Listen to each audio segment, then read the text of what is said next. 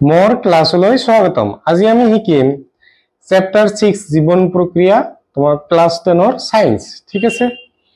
তো ভিডিওটা আরম্ভ করু। তোমালোকে অলরেডি জানা যে তোমালোকৰ পাঠৰ কোশ্চেন যিবিলাক এক্সাৰসাইজত দি আছে সেইবিলাক নাহে, ভিতৰৰ পৰা আহিব। সেই কাৰণে মই ভিতৰৰ পৰা স্টাৰ্ট কৰিছো, ঠিক আছে?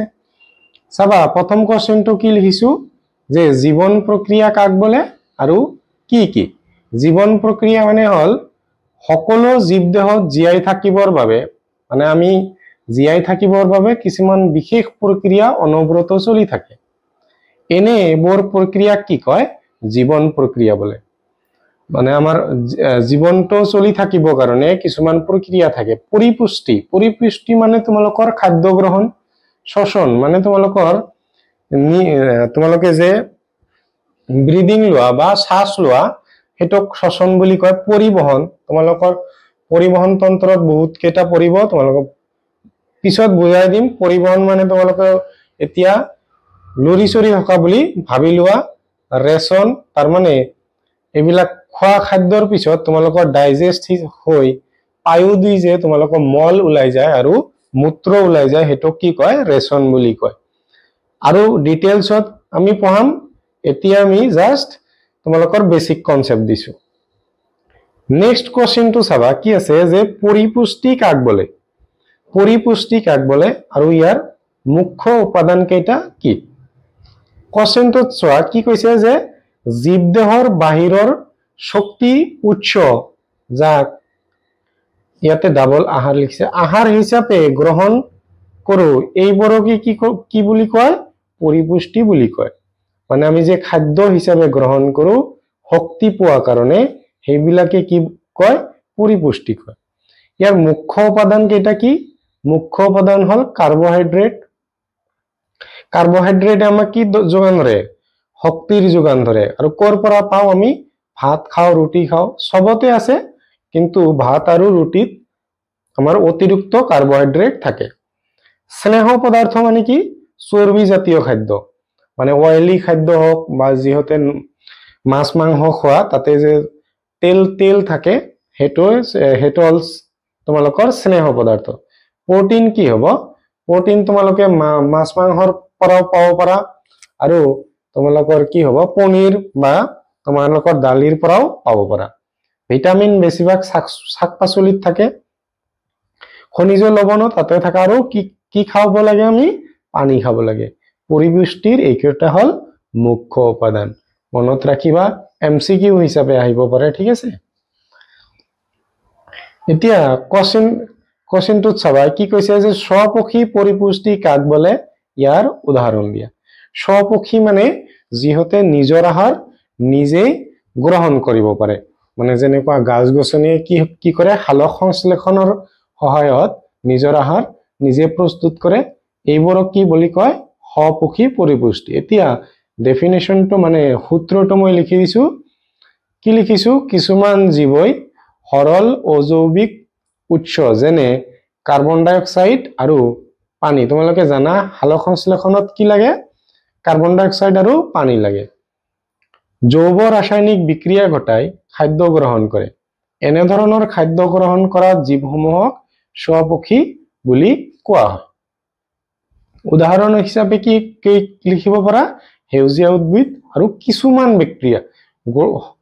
গোটেই বেক্টেৰিয়া নহয়, কিন্তু বেক্টেৰিয়া কিন্তু পৰপক্ষীও আছে। কিছুমান বেক্টেৰিয়া কি কৰে? নিজৰ আহাৰ নিজৰ খাদ্য প্ৰস্তুত কৰে, আৰু বেছিভাগ বেক্টেৰিয়া কি কৰে? তোমালোকৰ পৰপক্ষী পুষ্টি, মানে বেলেগৰ ওপৰত নিৰ্ভৰ কৰে। তোমালোকে ভিডিঅ' বিলাক ৰখাই নোটছ বিলাক বনাই যাবা। নেক্সট কোশ্চেনটো আমি কি লিখিছো যে পত্ৰহৰিতৰ কাম কি? পত্ৰহৰিতে কি কৰে? জীৱই বহি পৰিবেশৰ পৰা আহৰণ কৰি লোৱা কাৰ্বন ডাই অক্সাইড আৰু পানী সূৰ্যৰ পোহৰৰ উপস্থিতিত পত্ৰহৰিতৰ সহায়ত কাৰ্বহাইড্ৰেট লৈ পৰিৱৰ্তন কৰে। মানে জীৱে কি কৰে? জীৱে নহয়, এইটো উদ্ভিদ হব, এইটো উদ্ভিদ হব লাগিব। বহি পৰিবেশৰ পৰা আহৰণ কৰি লোৱা কাৰ্বহাইড্ৰেট, কাৰ্বন ডাই অক্সাইড আৰু পানী কি কৰে? সূৰ্যৰ পোহৰৰ উপস্থিতিত পত্ৰহৰিতত কি হয়? কাৰ্বহাইড্ৰেট লৈ পৰিৱৰ্তন হয় তোমালোকৰ এমসিকিউ হিচাপে আহিব পাৰে যে কাৰ্বন ডাই অক্সাইড আৰু পানী সূৰ্যৰ উপস্থিতিত কি হলৈ পৰিৱৰ্তন হয় কাৰ্বহাইড্ৰেট লৈ পৰিৱৰ্তন হয় নেক্সট মই এটা ষ্টাৰ মাৰ্ক দি ৰাখিছো কাৰ্বহাইড্ৰেটে গছৰ শক্তি যোগান ধৰে এমসিকিউ হিচাপে আহিব পাৰে যে কাৰ্বহাইড্ৰেটে গছৰ কি যোগান ধৰে শক্তি যোগান ধৰে অতিৰিক্ত কাৰ্বহাইড্ৰেট শৰ্কৰা হিচাপে সঞ্চিত থাকে যিখিনি শক্তি আমাৰ যোগান ধৰিল কাৰ্বহাইড্ৰেটে মানুহৰ দেহতো কি কৰে শক্তি যোগান ধৰে কাৰ্বহাইড্ৰেটে গছৰো শক্তি যোগান ধৰে আৰু যিখিনি শক্তি যোগানৰ পিছত যিখিনি বাকি থাকিল সেইবিলাক কি হয় শৰ্কৰা বা চেনি হিচাপে সঞ্চিত হৈ থাকে মানে জমা হৈ থাকে নেক্সট কোৱেশ্চন চোৱা কি লিখিছো যে প্ৰাণীৰ দেহত কাৰ্বহাইড্ৰেট কি হিচাপে সঞ্চিত হৈ থাকে প্ৰাণী মানে আমি মানুহ গৰু ছাগলী এইবিলাকত কাৰ্বহাইড্ৰেট কি হিচাপে সঞ্চিত হৈ থাকে আমি খাদ্য হিচাপে গ্ৰহণ কৰা ইয়াতে আহাৰ আমি খাদ্য হিচাপে গ্ৰহণ কৰা আহাৰ বিলাকৰ পৰা আহৰণ কৰা শক্তি মানে আমি যে খাদ্য হিচাপে যিবিলাক খাই আছো তাৰ পৰা শক্তি যে আমি পাই আছো আমাৰ দেহত কি হয় গ্লাইকোজেন হিচাপে সঞ্চিত হয় এমসিকিউ এটা কোৱেশ্চন যে প্ৰাণী দেহত কাৰ্বহাইড্ৰেট কি হিচাপে সঞ্চিত থাকে গ্লাইকোজেন হিচাপে নেক্সট কোৱেশ্চন দি আছে যে হালক সংশ্লেষণ প্ৰক্ৰিয়া কি বুজাই লিখা মানে হালক সংশ্লেষণ প্ৰক্ৰিয়া কাক বলে বা কি হেতু বুজাই লিখিব দিছে তাৰ পিছত কৈছে যে হালক সংশ্লেষণৰ বিক্ৰিয়াটো লিখা হালক সংশ্লেষণৰ ফলত যেটো বিক্ৰিয়া হয় হেতু লিখিব দিছে এই বিক্ৰিয়াত কি উৎপন্ন হয় চাবা প্ৰথমতে মই পয়েন্ট হিচাপে লিখি দিছো হালক সংশ্লেষণ কেনেকৈ হয় পোহৰৰ শক্তিত পত্ৰহৰিতৰ দ্বাৰা শোষণ মানে পত্ৰহৰিতত কি হয় পোহৰৰ শক্তি সূৰ্যৰ পৰা যে এইটো শক্তি আহে পত্ৰহৰিতত শোষণ হয় আমাৰ পোহৰৰ শক্তিক ৰাসায়নিক শক্তি লৈ পৰিৱৰ্তন আৰু পানীৰ অণুক হাইড্ৰোজেন আৰু অক্সিজেনলৈ পৃথকীকৰণ ঠিক আছে পোহৰৰ শক্তিক কি হয় ৰাসায়নিক শক্তি লৈ পৰিৱৰ্তন কৰে তাৰ পিছত পানীৰ অণুক হাইড্ৰোজেন আৰু অক্সিজেনলৈ পৰিৱৰ্তন পানীত কি থাকে তোমালোকৰ H2O কি হ'ব হাইড্ৰোজেনৰ অণু আৰু অক্সিজেনৰ অণু হিচাপে ভাগ কৰে এইটো কৈছে 3 নম্বৰত কৈছে যে কাৰ্বন ডাই অক্সাইড বিজাৰণৰ দ্বাৰা কাৰ্বহাইড্ৰেট উৎপন্ন হয় কাৰ্বন ডাই অক্সাইডৰ কি হয় বিজাৰণ মানে কি বাদ যায় কি হয় কাৰ্বহাইড্ৰেট উৎপন্ন হয় এতিয়া বিক্ৰিয়াটো মই তলত লিখি দিছো কাৰ্বন ডাই অক্সাইড আৰু পানী কি হ'ব পত্ৰহৰিতত তোমালোকৰ যদি কোৱেশ্চন আহে যে হালক সংশ্লেষণটো ক'ত হয় পত্ৰহৰিতত হয় ঠিক আছে কিহৰ উপস্থিতিত হয় সূৰ্যৰ পোহৰৰ উপস্থিতিত কাৰ্বন ডাই অক্সাইড আৰু পানী পত্ৰহৰিতত সূৰ্যৰ পোহৰৰ উপস্থিতিত কি হয় গ্লুকোজ অক্সিজেন আৰু পানী উৎপন্ন কৰে তোমালোকৰ কি উৎপন্ন কৰে এটো হল গ্লুকোজৰ তোমালোকৰ সংকেত এটো হল অক্সিজেন এটো হল তোমালোকৰ পানী হ'ব নেক্সট কোৱেশ্চনটো কি লিখিছো যে হৰিতকণা বা ক্লোৰোপ্লাস্ট হৰিতকণাৰ আৰু এটা নাম কি ক্লোৰোপ্লাস্ট ইয়াৰ কাম কি কাৰ্বন ডাই অক্সাইডৰ পৰা শৰ্কৰাৰ সৃষ্টি কৰা মানে কাৰ্বন ডাই অক্সাইডৰ পৰা কি কৰে শৰ্কৰা মানে চেনি আমাৰ প্ৰস্তুত কৰে এতিয়া নেক্সট কোৱেশ্চনটো আছে যে পত্ৰৰন্ধ্ৰৰ কাম কি পত্ৰৰন্ধ্ৰ কি কৰে হালক সংশ্লেষণ প্ৰক্ৰিয়াৰ বাবে লাগতিয়াল বিশাল পৰিমাণৰ গেছ মানে পত্ৰৰন্ধ্ৰত আমাৰ হালক সংশ্লেষণৰ প্ৰক্ৰিয়াত যেটো গেছ লাগে হেতু আমাক কি কৰে পত্ৰৰন্ধ্ৰত মাজেৰে সংগঠিত হয় মানে পত্ৰৰন্ধ্ৰই যোগান ধৰে হ'ব তোমালোকে ভিডিওটো ৰখাই লিখি লবা নেক্সট কৈছে যে উদ্ভিদে মাটিৰ পৰা কি গ্ৰহণ কৰে সো মাটিৰ পৰা পানী যে গ্ৰহণ কৰে হেতু আমি জানো তাৰ বাহিৰে আৰু কি গ্ৰহণ কৰে নাইট্ৰজেন ফসফৰাছ আইৰন আৰু মেগনেছিয়াম ঠিক আছে নাইট্ৰজেনে গছক কি যোগান ধৰে মই ইয়াতে নোটছ হিচাপে লিখি দিছো তোমালোকে লিখি লবা নাইট্ৰজেনে গছক প্ৰটিন যোগান ধৰে ঠিক আছে আমি যেনেকুৱা মাছ মাংস খাওঁ বা দালি খাওঁ বা পনীৰ খাওঁ, আমাৰ তাৰ পৰা প্ৰটিন পাওঁ, কিন্তু গছৰতো প্ৰটিন লাগিব। তেনেহলে গছে ক'ত পাব? গছে মাটিৰ পৰা নাইট্ৰজেন লয়, তাৰ পৰা প্ৰটিন যোগান ধৰে। ফসফৰাছ, কোষৰ বৃদ্ধি, মানে গছৰ যে ডাল পাত বিলাক আছে, ডাল বিলাক বহুত দীঘল দীঘল, তোমালোকে আহত গছত চাবা তোমালোকে বহুত ডাঙৰ ডাঙৰ তোমালোকৰ কি হয়, ডাল গজায়। সেইবিলাক কেনেকে হয়, মানে কিহে যোগান ধৰে? তোমালোকৰ ফসফৰাছ মাটিৰ পৰা লয়। আৰু মেগনেছিয়ামে কি কৰে? গছৰ বৃদ্ধি, গছটোৱে দীঘল হয়, ঠিক আছে। মেগনেছিয়ামে গছটোক দীঘল কৰি দিয়ে। আৰু আইৰনে কি কৰে? গছটো শকত কৰে, গছৰ শক্তি বৃদ্ধি কৰে, ঠিক আছে। ডাবল লিখিয়া হৈছে, গছটো কি কৰে? শকত কৰে। নেক্সট কোৱেশ্চন চাবা, কি কৈছে? পৰপোষিত পুষ্টি কাক বোলে? ইয়াৰ উদাহৰণ দিয়া। আমাৰ পৰপক্ষী মানে বেলেগৰ ওপৰত যে নিৰ্ভৰ কৰে, নিজৰ আহাৰ নিজে প্ৰস্তুত কৰিব নোৱাৰে, সেইবিলাক প্ৰাণী কি কয়? পৰপোষিত। যেনে মানুহ, গৰু, ছাগলী, ঠিক আছে। আমি নিজে ৰান্ধি খাওঁ, কিন্তু আমি খাদ্যবিলাক আমি হলে প্ৰাণী নহলে উদ্ভিদ তাৰ পৰা লৈ আহো, হয় নে নাই? কি কৈছে ডেফিনেশ্যনটো বা তোমালোকৰ সংজ্ঞাটো? যি ধৰণৰ পৰিপুষ্টিত জীৱই উদ্ভিদ জগত আৰু প্ৰাণী জগতৰ পৰা পোনে পোনে জৈৱিক আহাৰ গ্ৰহণ কৰে, তাক পৰপোষিত পুষ্টি বোলে, ঠিক আছে। যি ধৰণৰ পৰিপুষ্টিত জীৱই উদ্ভিদ জগত আৰু প্ৰাণী জগতৰ পৰা পোনে পোনে অজৈবিক আহাৰ গ্ৰহণ কৰে, তাকে পৰপুষ্টি বোলে। পৰপুষ্টি মানুহ, উদাহৰণ কি হ'ব? মানুহ, প্ৰাণী মানে গৰু, ছাগলী গোটেইকেইটা, বেক্টেৰিয়া, বহুত প্ৰকাৰৰ বেক্টেৰিয়া, পক্ষী মানে আমাৰ ভাটৌ চৰাই, বালিমাহী চৰাই, বহুতো চৰাই, ঠিক আছে। তাৰপিছত সৰীসৃপ মানে তোমালোকৰ যে সাপ, পেং, তাৰপিছত ঘৰিয়াল, এইবিলাক ডলফিন, ঠিক আছে, শাৰ্ক, গোটেইকেইটাই এই সৰীসৃপৰ মাজত আহিব, হয় নে নাই? সবে আমি কি? বেলেগৰ ওপৰত নিৰ্ভৰ কৰো, মানে আমি পৰপক্ষী পুষ্টি। এতিয়া চাবা, এতিয়া তোমালোকৰ এইবিলাক ষ্টাৰ মাৰ্ক দি দিছো, তোমালোকৰ এইবিলাক কাক বোলে নাহে, কিন্তু MCQ হিচাপে এইবিলাক আহিব পাৰে। প্ৰথমতে পৰিপক্ষী পুষ্টিৰ কেইটামান ভাগ আছে। প্ৰথমটো হৈছে মাংসভোজী প্ৰাণী, যিবিলাকে মাংস খায়, অন্য প্ৰাণীৰ মাংস খায়, সেইবোৰক কি কৰে? মাংসভোজী প্ৰাণী বোলে। উদাহৰণ কি হ'ব? বাঘ, কুকুৰ, ঠিক আছে, সিংহ, এইবিলাকে অন্য প্ৰাণীৰ মাংস খায়। উদাহৰণবিলাক মনত ৰাখিবা, ঠিক আছে। কাক বোলে ইমান ইম্পৰ্টেণ্ট নহয়, কিন্তু উদাহৰণবিলাক মনত ৰাখিবা। তাৰপিছত নেক্সটটো কি আছে?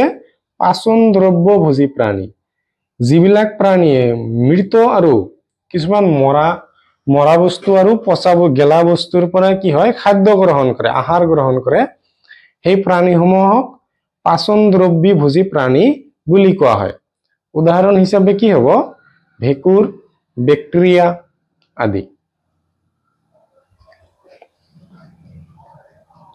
নেক্সট চাবা, তৃণভোজী মানে যিহতে আমাৰ ঘাঁহ বন, তৰুলতা এইবিলাক খায়, ঠিক আছে। উদ্ভিদ আৰু ইয়াৰ জাত মানে উদ্ভিদ জাত দ্ৰব্যসমূহ খাদ্য হিচাপে গ্ৰহণ কৰা প্ৰাণীসমূহ কি কয়? তৃণভোজী প্ৰাণী বোলে। উদাহৰণ কি হ'ব? হৰিণ, শহাপহু, তোমালোকৰ হৰিণ, গৰু, ছাগলী, ঠিক আছে, ভেড়া, যিমান কোৱা। নেক্সট তোমালোকৰ আহিল সৰ্বভক্ষী প্ৰাণী, মানে যি মাছ মাংসও খায় আৰু তোমালোকৰ উদ্ভিদও খায়, এনেকুৱা প্ৰাণী কোন? মানুহ আৰু পঁইতাচোৰা। এইটো ইম্পৰ্টেণ্ট, তোমালোকে মনত ৰাখিবা। মানুহটো এনেই মনত ৰাখিব, থাকিব তোমালোকৰ পঁইতাচোৰাটো মনত ৰাখিবা, ঠিক আছে, MCQ হিচাপে আহিব পাৰে। চোৱা, নেক্সট হ'ল ৰক্তভোজী প্ৰাণী, যিবিলাক প্ৰাণীয়ে বেলেগৰ ৰক্ত খায়, ঠিক আছে। যেনেকুৱা ভেম্পায়াৰ, ঠিক আছে, এইটো বাদুলিৰ নিচিনাই, বান্দৰৰ নিচিনাই দেখাত, অলপ বেলেগ জাতিত, ঠিক আছে। ভেম্পায়াৰ, বাদুলিও বেলেগৰ ৰক্ত খায়, ঠিক আছে। যেনেকুৱা টিকটিকি, ঠিক আছে। যোগ বেলেগৰ ৰক্ত খায়, মাইকী মহ, এইবিলাকো বেলেগৰ ৰক্ত খায়, সেইবিলাকক কি ক'ব? ৰক্তভোজী প্ৰাণী। এতিয়া আহিল ফলভোজী প্ৰাণী, যিবিলাকে ফল খায়। ফল খোৱা প্ৰাণীসমূহক ফলভোজী প্ৰাণী বোলে ঠিক আছে উদাহৰণ কি হ'ব বাদুলি এটো ভালকে মনত ৰাখিবা বাদুলিয়ে ফলও খায় বাদুলিয়ে আকৌ ৰক্তও খায় ঠিক আছে ভাটো তোমালোকৰ ভাটো চৰাই আৰু বহুতো আছে যিবিলাকে ফল খায় ঠিক আছে তাৰ পিছত আছে পতংগভোজী জীৱ পতংগ খোৱা প্ৰাণীসমূহক কি কয় পতংগভোজী যেনেকুৱা ভেকুলী এইটো হল তোমালোকৰ হট এমসিকিউ এটো হল কলসী উদ্ভিদ কি হয় একমাত্ৰ উদ্ভিদ যিটো মাংসভোজী উদ্ভিদ ঠিক আছে একমাত্ৰ উদ্ভিদ যি মাংস খায় নাম কি কলসী উদ্ভিদ ঠিক আছে আমাৰ পৰপক্ষী পুষ্টি হল এতিয়া এককোষী জীৱ কাক বলে বহুকোষী জীৱ মানে কি জীৱ দেহৰ গঠন যদি বহুত কোষ থাকে হেতক বহুকোষী বলা হয় বহুকোষী জীৱৰ মাজত কি হ'ব মানুহ তাৰ পিছত সৰীসৃপ মেৰুদণ্ডী অমেৰুদণ্ডী সবে পৰে ঠিক আছে আচ্ছা আকৌ মেৰুদণ্ডী আৰু অমেৰুদণ্ডী কলো হেবিলাক জানানে মেৰুদণ্ডী মানে হল যিবিলাক প্ৰাণীৰ আমাৰ ৰাজহাড় আছে হেবিলাকক মেৰুদণ্ডী বুলি কোৱা হয় যাৰ ৰাজহাড় নাই তাক অমেৰুদণ্ডী বুলি কোৱা হয় মেৰুদণ্ডী কোন উদাহৰণ যেনেকুৱা মানুহ গৰু ছাগলী ঘৰিয়াল অমেৰুদণ্ডী কি হ'ব কেঁচু জোক সাপ এইবিলাকক কি কব অমেৰুদণ্ডী প্ৰাণী যিবিলাকৰ ৰাজহাড় নাই হেবিলাকক কি কয় অমেৰুদণ্ডী বুলি কোৱা হয় এতিয়া চাবা এককোষী জীৱ কাক বলে উদাহৰণ দিয়া জীৱ দেহৰ গঠন এটা কোষৰে হোৱা জীৱবোৰক এককোষী জীৱ বলে এনেকৈ বহুকোষী লিখিব পৰা জীৱ দেহৰ গঠন বহু কোষৰে হোৱা জীৱবোৰক বহুকোষী জীৱ বলে এনেকৈ লিখি দিব পাৰা উদাহৰণ তোমালোকে জানিবা মানুহ গৰু ছাগলী মানে মেৰুদণ্ডী অমেৰুদণ্ডী গোটেই লিখি দিবা চাবা এমিবা আৰু প্যাৰামেচিয়াম এটো এমসিকিউৰ কাৰণে কিন্তু বহুত ইম্পৰ্টেন্ট এটা কোশ্চেন যে এককোষী জীৱৰ উদাহৰণ দিয়া এমিবা সকলে জানে কিন্তু এটো প্যাৰামেচিয়াম অপচনত দি দিব ঠিক আছে যে প্যাৰামেচিয়াম এককোষী জীৱৰ উদাহৰণ দিয়া অপচনত এটা প্যাৰামেচিয়াম দিব আৰু তিনিটা বেলেগ দিয়া থাকিব হ'ব তোমালোকে ভিডিওটো ৰখাই লিখি লোৱা